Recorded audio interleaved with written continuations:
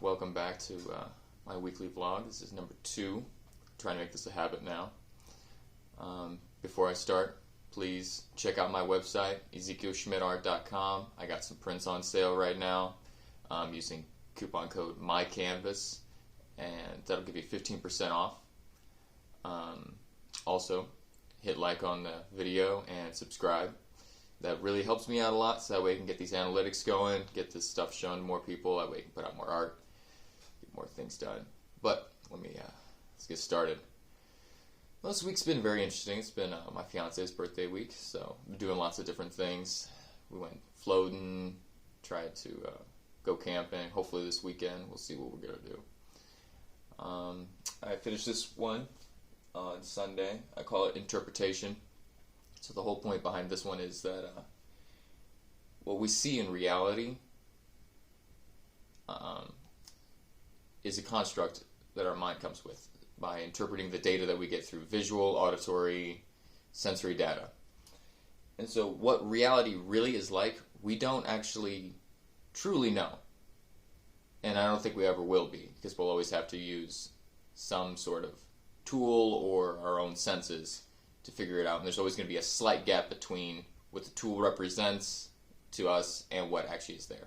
Because we think in terms of symbols. Our brain interprets meaning through symbols of representation of what we've come across before, and we correlate that with, oh, this color means, love or something like that, because when we were growing up, that was the color that was always used for like birthday cards or whatever bullshit. Hopefully you understand what I'm saying. But, so this is reality as it actually looks, which is like chaotic, so much going on at once, versus how our brain represents it to us. It filters out the unnecessary data in order to show us what we just need to know to survive in this body. Oh, interesting, got text. But as that reality that we can't see does so much more to us than we'll ever understand, because our unconscious, as far as I can surmise, it knows everything that's going on around us, but it filters out all that unnecessary stuff because we don't need it. It doesn't serve us in life. I don't need to see electromagnetic waves everywhere, because first of all, that would be way too much information for our brain to process, most likely. And it's unnecessary. I don't need to be able to see gravity waves. I don't need to see that shit because it doesn't help me day to day to survive, to go find food, eat, reproduce. So because of the way we evolved to only interact with what we absolutely need. That's why I love art and science, because it goes beyond what we absolutely need. It goes into the realm of curiosity, to pushing the boundary of learning. So that way we're always getting new stuff. Like, oh, we can use this now. We didn't need it before, but now that we know it, we can use it to get what we need. So that's this week's painting. And I've been reading not reading, but listening to lots of philosophy audiobooks. I listened to Kant's, Metaphysics of Ethics, or Principles of Ethics, I can't remember. But it was interesting. I'd recommend it. Kant has some very, I'd say, Christian-influenced ideas. But he has some worthwhile stuff to listen to. I don't agree with a lot of it, or most of it, but it gives you an interesting perspective, and especially shows how, if you study history, how we are now influenced by those very fundamental thoughts that he came up with back then, and how it influenced people after him. As well as people that reacted to his stuff by saying, no, and then that created a whole reaction realm. So there's 2 different schools of thoughts, or actually more than that, but because of one thought that was expressed, a reaction came from that, so that way it created more paths of understanding from it. And it's just good to, I think it's good to read across different philosophies and see how it correlates with different movements in history. and different movements of thought and how people behave in our culture. Because a lot of what we are today everything we are today comes from things that happened in the past. It's an accumulation of thoughts, ideas, art, culture, and religion, all meshed into one. So it's good to study up on that. And that way you can see where everything's going, what's going on right now. What else have I been listening to? I started getting into Voltaire. I listened to, I think the book was called The Sincere Huron. Very interesting little novella. I can't wait to dig into more Voltaire. Very great critiques on religion. Love it. As well as I listened to some of John Donne's poetry read by Richard Burton. Beautiful. Also finished some works by Plato. I listened to Alcibiades, which I found out later isn't necessarily, it's controversial whether it's truly one of Plato's works or if it was attributed to Plato by someone that's like in his school or someone, because lots of times people would just like, oh, there was no fact checking back in the day that could necessarily be like, oh, I could just write down my name, and if it looks in a similar style to this and I just pop down the name of this famous person, then obviously it is that famous person. Lots of works are attributed like that. Like the works, there are many books of Thoth and Hermes Trismegistus, which are obviously not written by them at all. None of them are. But they are the similar school of thought, and so people, in order to get others to actually listen to their ideas, put the name of some famous person that everybody liked or was into. So that way people are like, oh, this is a Thoth book, I'll just read this, So that was interesting, listening to Alcibiades 1 was the first book I listened to. And then I listened to Plato's Crito. It's very sad kind of hearing the narrative of how Socrates basically was accused, condemned, and he just kind of accepted the fact that he was going to have to die. But we may have lost a great teacher, but also in his acceptance of death, he also taught a lot more things. So it's very interesting dialogues. I enjoy them quite a lot. And I finished Aristotle's Posterior Analytics. I love Aristotle, but fuck. Anytime I listen to like advanced philosophy, I feel very out of my league and out of my depth, but you can't learn to swim unless you eventually go into the deep end. So I'm trying to dive deep. Will I drown or will I stay afloat? We'll see. But I like to keep my criticisms till after I know more. But you can't know how deep it is until you actually start swimming. So it's going to be very interesting. What else have I been doing this week?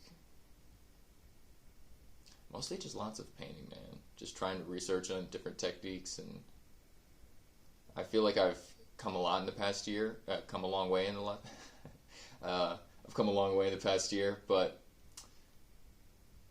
also at the same time, I feel like I'm kind of not necessarily in a rut, but going around the same type of technique. So I want to try to explore more abstract ideas, as well as dive into some really hardcore realism, because I think that is a good exercise. Some people aren't really into realism, and because they're like, oh, I can just take a photograph. Well, it's like, yeah, I know, but it takes a certain amount of discipline and skill to do realism, because once you can do realism, you can also not do realism and do whatever you want, and you'll still have that skill.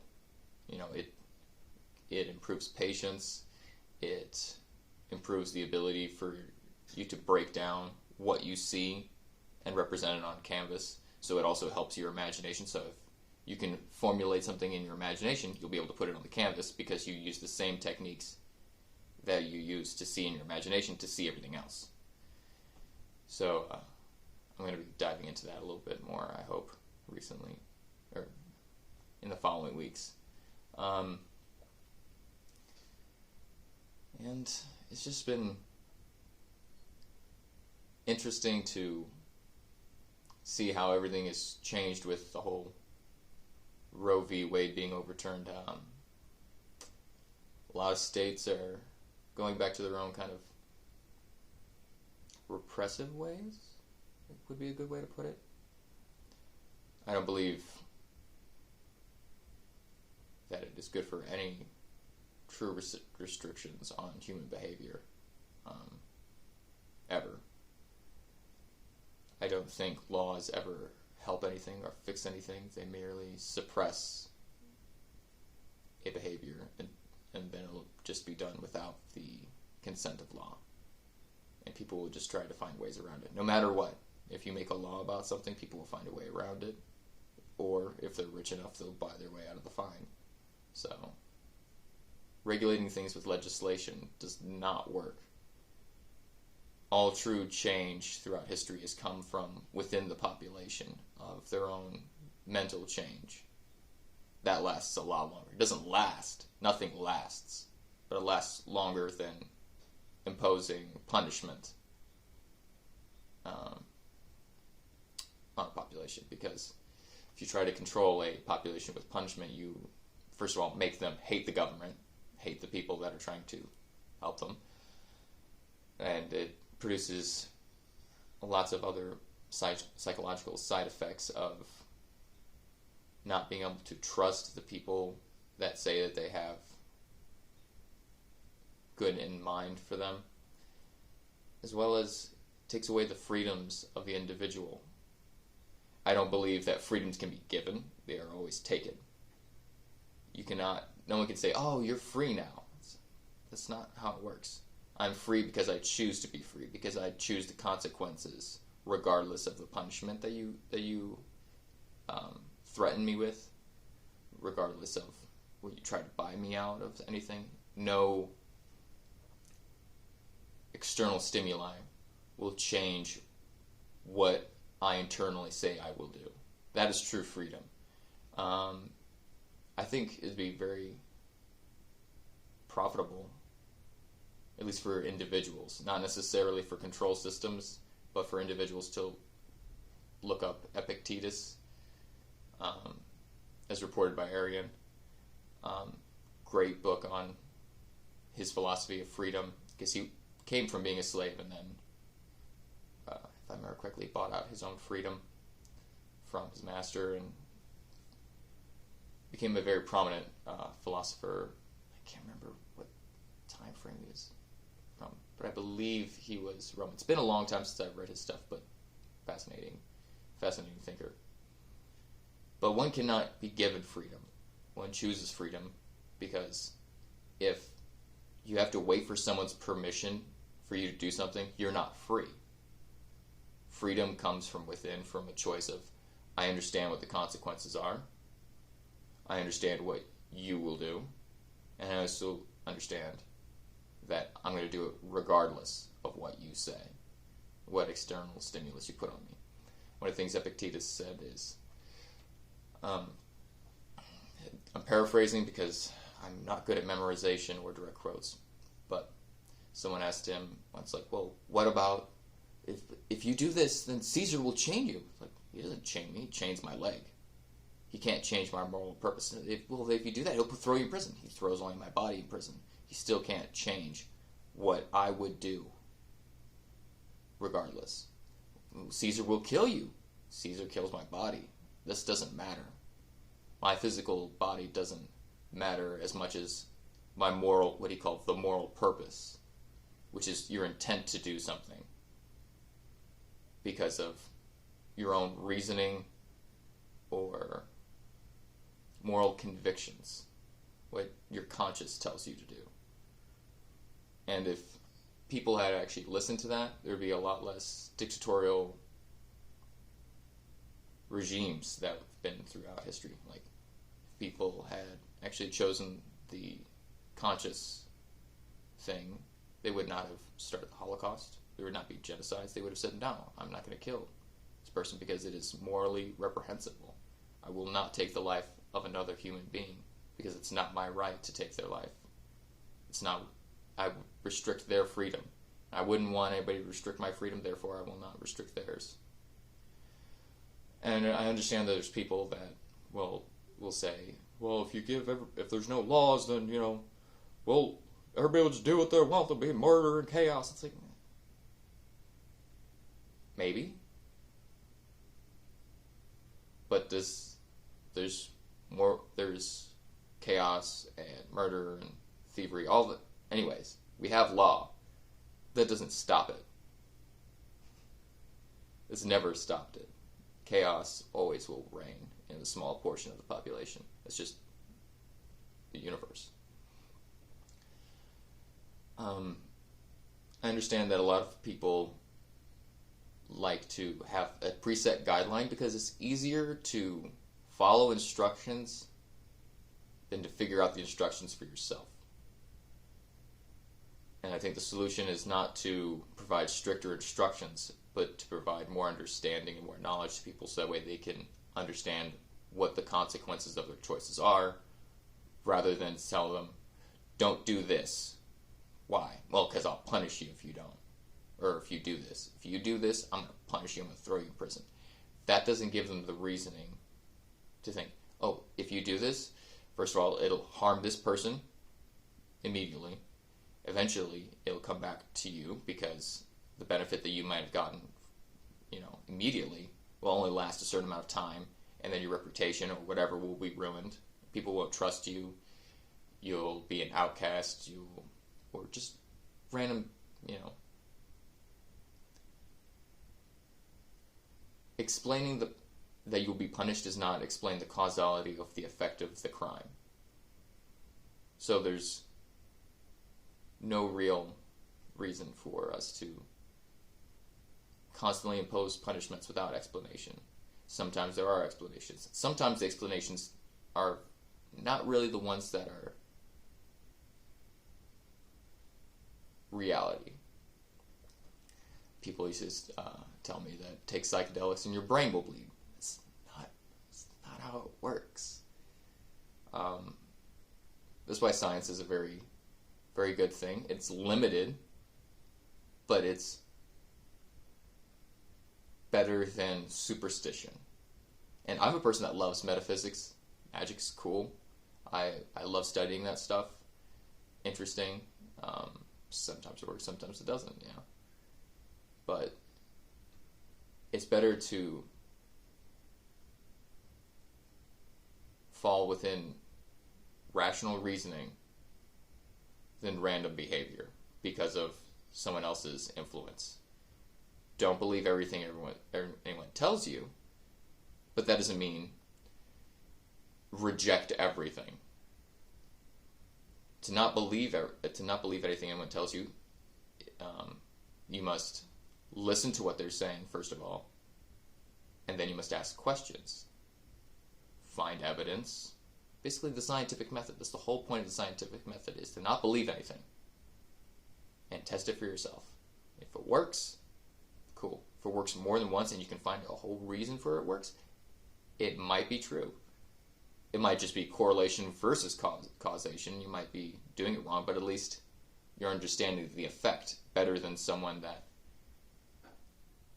just listens without questioning. You'll understand the process rather than just the effect. So yeah, those are my random thoughts for this week. America is going to have a very interesting time. Our system is archaic, in the least. It's not kept up with modern philosophy, modern thought, culture, or the needs of the citizens. And eventually we'll either need to evolve or it will be replaced. Probably not with something any better, probably with something worse. Because eventually it'll devolve into chaos and a new regime will take over. Which happens with every civilization throughout history. Most of the times it's not beneficial. So we need to promote education and understanding. But the course of history might not be changed by what little we do, but if we do what we can at least avoid hitting the rocks in the rapids. We still have to ride the rapids, though. But I'm hopeful. I'm always hopeful for the future. So that's my rant for the week. See you all soon. Don't forget to like, comment, whatever your opinion is. I love hearing other people's ideas, because then it gives me more ideas to think about. Then I can come up with new theories, hypotheses, recommend any books that you think I would like. I would love to see that in the comments.